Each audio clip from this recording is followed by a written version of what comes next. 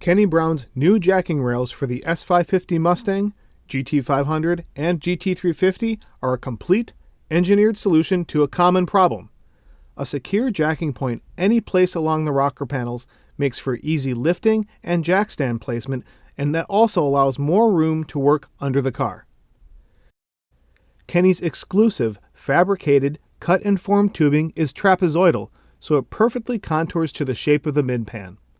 This allows for a flush, tailored fit with a rail that's horizontal to the ground, while incorporating a slight degree of angle at the chassis.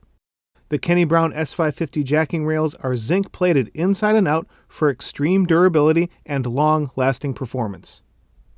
They prevent deforming the pinch weld, rocker panel, and floor pan commonly experienced with jack use. It also adds additional support and structural integrity to the chassis. Plus, it's quick, easy, and simple to install. They use existing mounting points in the rocker panel and factory hardware.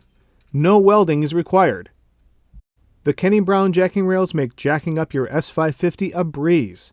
Save time and effort while safely jacking up and supporting your Mustang with Kenny Brown's jacking rails.